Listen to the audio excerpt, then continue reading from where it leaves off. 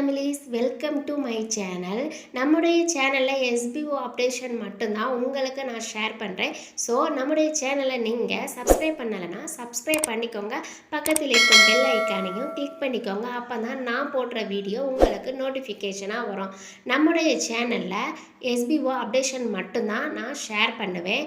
So உங்களுடைய SPO members யாரெல்லாம் இருக்காங்களோ அவங்களுக்கு நம்முடைய வீடியோவை ஷேர் பண்ணுங்கள். வாங்க வீடியோக்குள்ளே போகலாம். இன்றைக்கி நம்ம எஸ்பிஓ நோட்டீஸ் போர்டில் சூப்பரான அப்டேஷன் தான் கொடுத்துருக்காங்க. எஸ்டர்டே நம்மளோட எஸ்பிஓ ஒர்க்கு ஸ்டார்ட் ஆகிடுச்சு. மைக்ரோ டாஸ்கி பிளான் யாரெல்லாம் சூஸ் பண்ணியிருக்காங்களோ அவங்களுக்கு நேற்றே ஒர்க்கு ஸ்டார்ட் பண்ணியாச்சு. இன்றைக்கி digital content writer, digital influencer யாரெல்லாம் சூஸ் பண்ணியிருக்காங்களோ அந்த பிளானை அவங்களுக்கு இன்றைக்கி இல்லைன்னா நாளைக்கு உங்களுக்கு ஒர்க்கு ஸ்டார்ட் ஆக போகுது. ஸோ ஒர்க்கை ஸ்டார்ட் பண்ணுறதுக்கு முன்னாடி இந்த இன்ஃபர்மேஷனை தெரிஞ்சுக்கோங்க. இது தெரிஞ்சுக்கிட்டு உங்களுடைய ஒர்க்கை ஸ்டார்ட் பண்ணுங்கள். அப்படி நீங்கள் தெரிஞ்சுக்கல அப்படின்னா உங்களுக்கு தான் லாஸு. ஏன்னா எஸ்பிஓ நோட்டீஸ் போர்டில் எல்லாமே இன்ஃபர்மேஷன் கிளியராக எக்ஸ்பிளைன் பண்ணியிருக்காங்க. ஸோ நம்முடைய சேனல்லையும் அதை நான் உங்களுக்கு எக்ஸ்பிளைன் பண்ணுறேன். டிஜிட்டல் கண்டென்ட் ரைட்டர் அப்படின்னா நீங்கள் ஒரு பிளாக் ஸ்பாட் சூஸ் பண்ணியிருக்கணும். ஏன்னா பிளாக் ஸ்பாட் யாரெல்லாம் ரெடி பண்ணலையோ அவங்கெல்லாம் ரெடி பண்ணிக்கோங்க. டிஜிட்டல் கண்டென்ட் ரைட்டர்னால் பிளாக் ஸ்பாட் நம்ம சூஸ் பண்ணுறது தான். டிஜிட்டல் இன்ஃப்ளூயன்சர் அப்படின்னா யூடியூப் சேனல் நீங்கள் ரன் பண்ணிக்கிட்டு இருக்கணும். யூடியூப் சேனல் அப்படின்னா உங்களுக்கு அதிகமான வியூஸோ நிறையா சப்ஸ்கிரைபரோ இருக்கணுன்ட்டு அவசியம் கிடையாது. நீங்கள் அந்த யூடியூப் சேனலில் உங்களுடைய சேனலில் எதுனாலுமே உங்களுடைய ஆக்டிவிட்டீஸ் இருக்கலாம். உங்களுடைய ஓன் கண்டென்ட் இருக்கலாம். எது இருக்கக்கூடாது அப்படின்னா மற்ற பார்ட் டைம் ஜாப்போ இல்லைன்னா அடல்ட் கண்டென்ட்டோ இருக்கவே கூடாது அப்படின்ட்டு சொல்லியிருக்காங்க.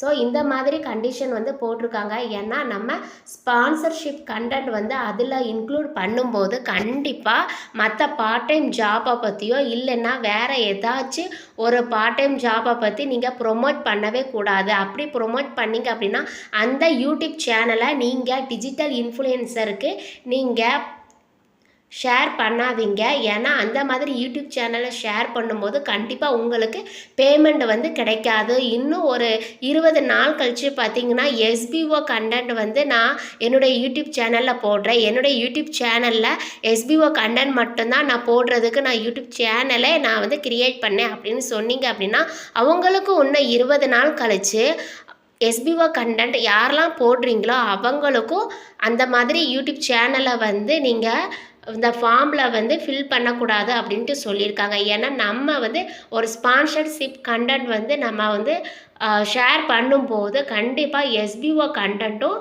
நம்ம அந்த வீடியோவும் போடக்கூடாது அப்படின்ட்டு சொல்லியிருக்காங்க. இதுதான் டிஜிட்டல் இன்ஃப்ளூயன்சருக்கான ஒரு அப்டேஷன் அப்படின்ட்டு சொல்லலாம். சேம் இதே டிட்டோ தான் பார்த்தீங்கன்னா டிஜிட்டல் கண்டென்ட் ரைட்டர். நீங்கள் ஒரு பிளாக் ஸ்பாட் வச்சுருந்தீங்க அப்படின்னா நீங்கள் மற்ற பார்ட் டைம் ஜாப்போ இல்லைனா வேறு அடல்ட் கண்டென்ட்டோ இல்லைனா எஸ்பிஓ பற்றின இன்ஃபர்மேஷனோ உங்களுடைய பிளாக் ஸ்பாட்டில் இருக்கவே கூடாது.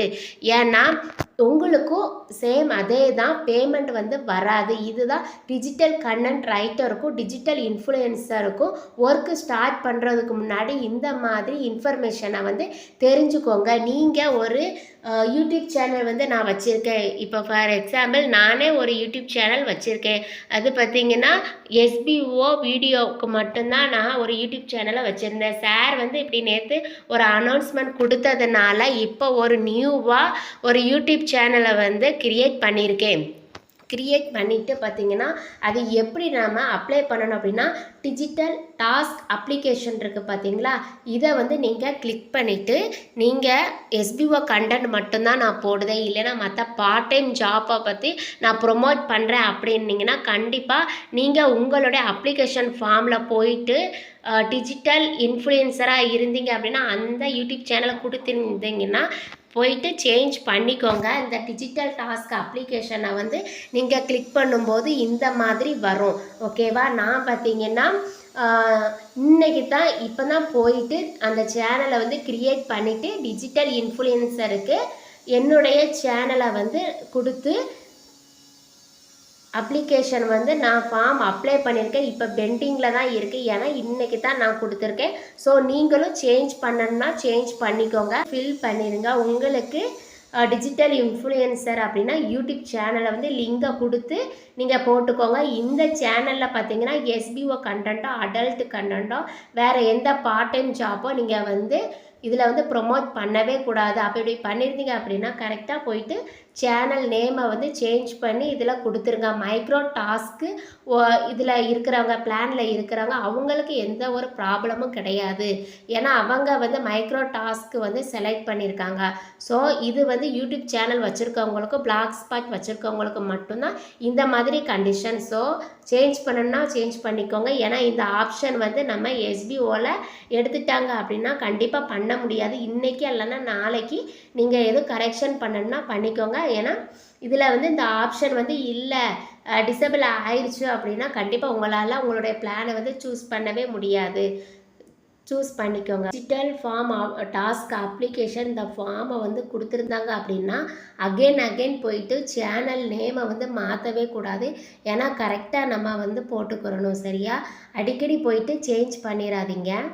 இன்றைக்கி விட்ராவல் வந்து ஸ்டார்ட் பண்ணலை அப்படின்ட்டு சொல்லியிருக்காங்க. ஸோ மண்டே தான் விட்ராவல் வந்து ஸ்டார்ட் பண்ணுவாங்க.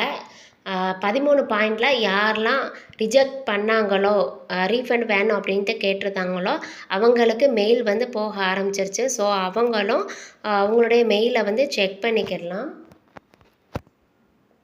அடுத்து பார்த்திங்கன்னா வேறு ஏதாச்சும் உங்களுக்கு இஷ்யூஸ் இருந்துச்சு அப்படின்னா கண்டிப்பாக கமெண்டர்கிட்ட உங்களுடைய கொஸ்டின்ஸ் ஏதாச்சும் இருந்துச்சு அப்படின்னா அவங்களுக்கு ப்ரைவேட்டாக மெசேஜ் பண்ணுங்கள். கண்டிப்பாக ரிப்ளை பண்ணுவாங்க. ஏதாச்சும் ஒர்க் ரிலேட்டடாக இஷ்யூஸ் இருந்தாலும் அவங்களுக்கு ஷேர் பண்ணுங்கள்.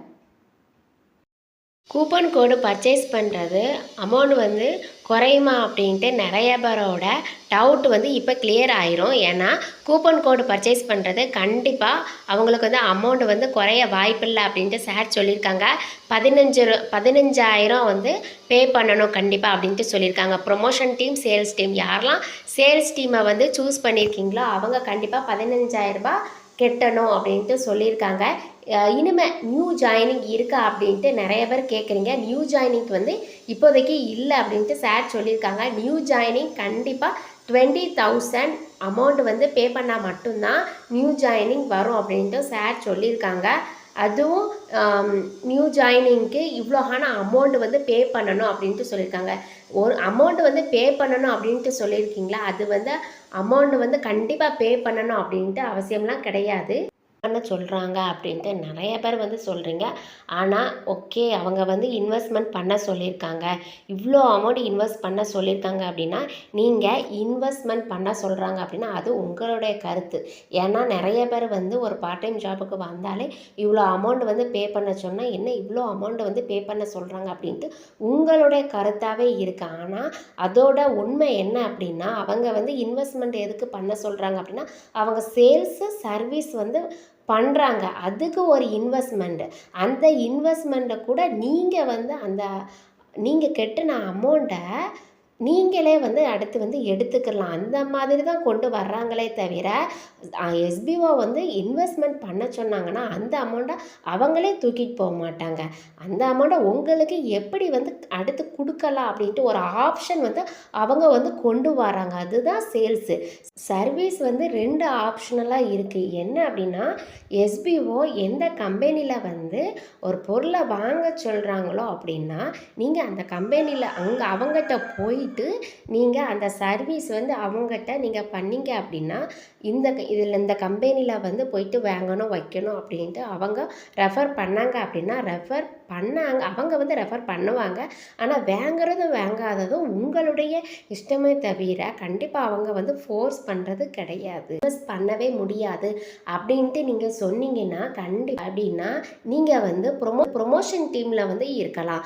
சேல்ஸ் டீமை சூஸ் பண்ணவங்க அவங்க ஒரு இன்வெஸ்ட்மெண்ட் பண்ணாங்க அப்படின்னா கண்டிப்பாக அந்த அமௌண்ட்டை வந்து எஸ்பிஓ இன்வெஸ்ட்மெண்ட் பண்ண பீப்புளுக்கு எப்படி வந்து அதை ரிட்டர்ன் பண்ணணும் அப்படின்ட்டு ஒரு ஆப்ஷனும் கொண்டு வராங்க.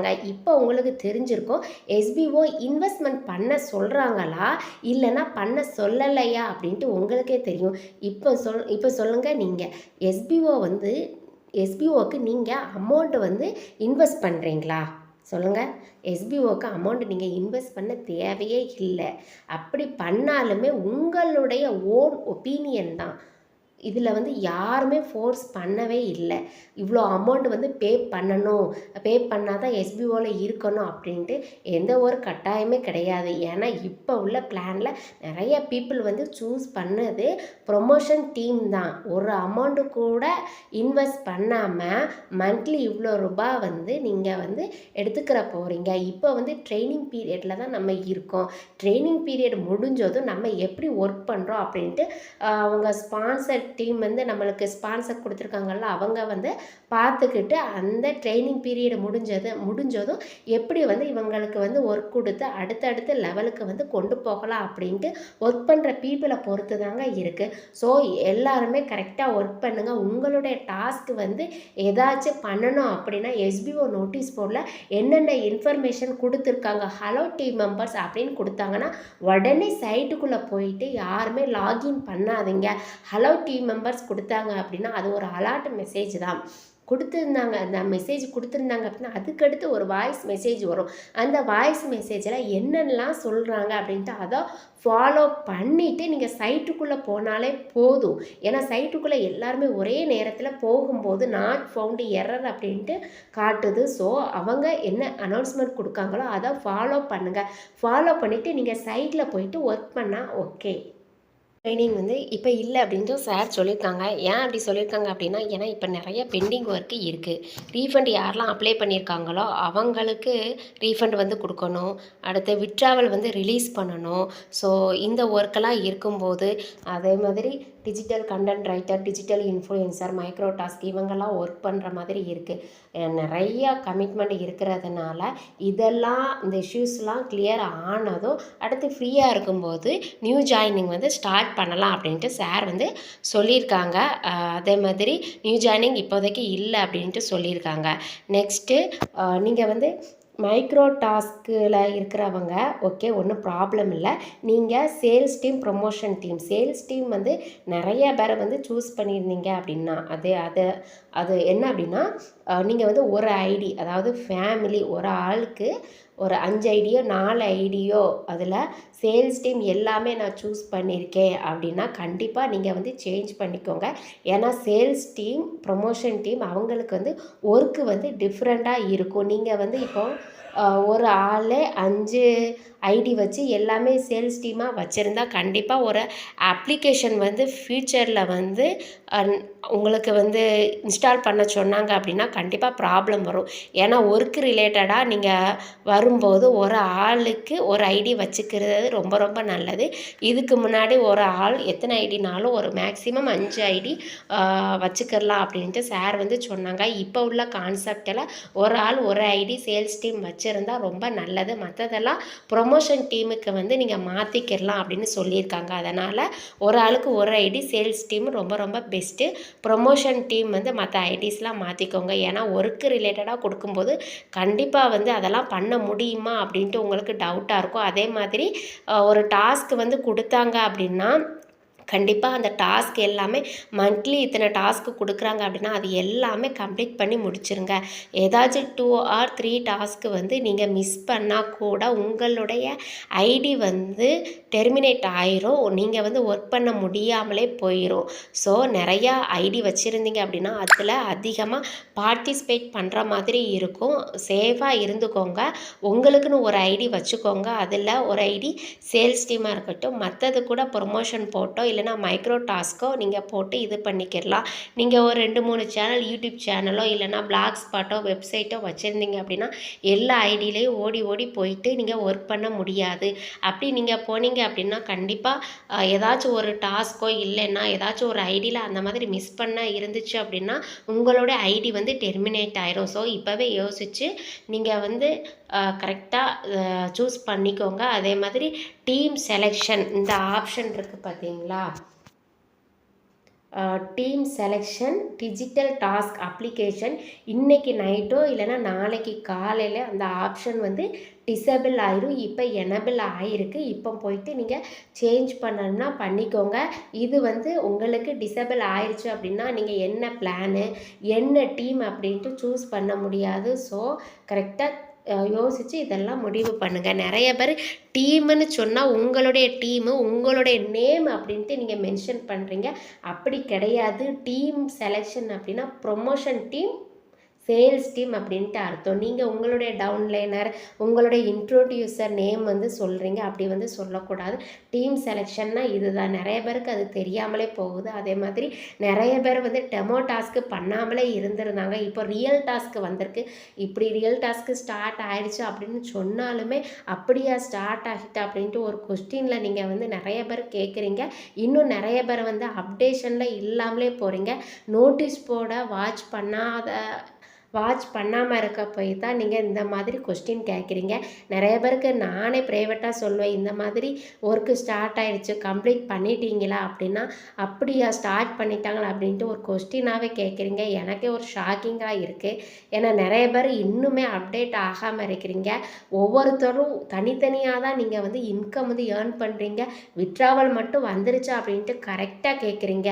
விட்ராவல் வந்துருச்சா அப்படின்ட்டு உங்களுடைய இன்ட்ரோடியூசரை போயிட்டு ரொம்ப டார்ச்சர் பண்ணுறீங்க. அப்படி பண்ணாதுங்க. ஏன்னா நீங்கள் தனியாக ஒர்க் பண்ணுறீங்க, தனியாக இன்கம் வந்து ஏர்ன் பண்ணுறீங்க. உங்களுக்கு விட்ராவல் கொடுத்தா உங்களுடைய பேங்குக்கு தான் அந்த அமௌண்ட் வந்து வரும். அந்த அமௌண்ட்டை மட்டும் நீங்கள் வந்து எடுத்துக்கிறீங்க. ஒர்க்கு எல்லாமே உங்களுடைய இன்ட்ரோடியூசரை வந்து கொடுக்குற அளவுக்கு நீங்கள் இப்படி இருக்கிறீங்க. ஸோ இனிமையாச்சும் அப்டேட்டாக இருந்துக்கோங்க. ஏதாச்சும் ஒரு இன்ஃபர்மேஷன் வந்துச்சு அப்படின்னா நோட்டீஸ் போர்டில் அதை ஃபாலோ பண்ணிக்கோங்க. ஓகேவா?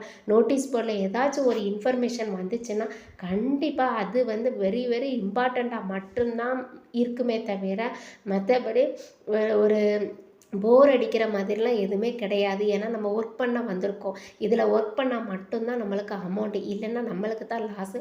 ஸோ இனிமேயாச்சும் எல்லாருமே அப்டேட்டாக இருக்க பழகிக்கோங்க. ஏன்னா டெலிகிராம் குரூப்பில் இருந்தீங்க அப்படின்னா நோட்டீஸ் போட வாட்ச் பண்ணுறதில்ல, டேரெக்டாக குரூப்புக்குள்ளே வந்து நிறைய இன்ஃபர்மேஷனை வந்து கேட்குறீங்க.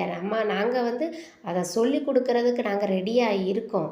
ஏன்னா நீங்கள் வந்து அதை எல்லாமே நோட்டீஸ் போர்டில் தான் வருது. எங்களுக்கும் அதுதான். தனியாக எங்களுக்கு ஒரு கிளாஸோ இல்லைன்னா ஒரு டீமை எங்களுக்கு வந்து கிளாஸ் எடுக்க போகிறதில்ல. எங்களுக்கு எஸ்பிஓ மெம்பர்ஸ் எல்லாருக்குமே நோட்டீஸ் போர்டில் அனௌன்ஸ்மெண்ட் சார் வந்து கொடுக்குறாங்க. எல்லாருக்கும் ஈவனாக தான் போகுது. ஸோ உங்களுக்கு எப்படி தெரியாமல் இருக்குது? அதுதான் என்னுடைய கொஸ்டின். எங்களுக்கு தெரியுது, உங்களுக்கு எதுக்கு தெரியலை? கொஸ்டின் கேட்குற எதுக்கு உங்களுக்கு தெரியலை? டவுட்டு வந்து கேட்கலாமே தவிர என்ன சொல்லியிருக்காங்க அப்படின்ட்டு தான் கேட்கக்கூடாது. இப்படி இந்த மாதிரி இன்ஃபர்மேஷன் வந்து சொல்லியிருக்காங்க அப்படின்னா அதுவே நீங்கள் அப்டேஷன் இல்லாமலே இருக்கிறீங்க. ஸோ எல்லாமே தெரிஞ்சுக்கோங்க. எஸ்பிஓ மெம்பர்ஸாக இருக்கிறீங்க. ஒரு ஃபேஸ்புக்கில் அக்கௌண்ட்டோ, இன்ஸ்டாகிராம் அக்கௌண்ட்டோ, ஷேர் சாட் அக்கௌண்ட்டோ எல்லாமே எப்படி யூஸ் பண்ணணும், ஒரு மெயில் வந்து எப்படி சென்ட் பண்ணணும் அப்படின்ட்டு எல்லாருமே தெரிஞ்சு வச்சுக்கோங்க. அப்டேட்டாக இருக்க பழகிக்கோங்க. ஏன்னா உங்களுக்கு யாருமே தனியாக வந்து யாருமே சொல்லித்தர மாட்டாங்க. நீங்களாக கற்றுக்கிறோன்னு நிறைய விஷயத்தை வந்து கற்றுக்கோங்க. கற்றுக்கிட்டால் மட்டும்தான் கண்டிப்பாக ஒரு இன்கம் வந்து ஏர்ன் பண்ண முடியும். ஸோ நெக்ஸ்ட்டு வீடியோவில் நான் உங்களை சந்திக்கிறேன்.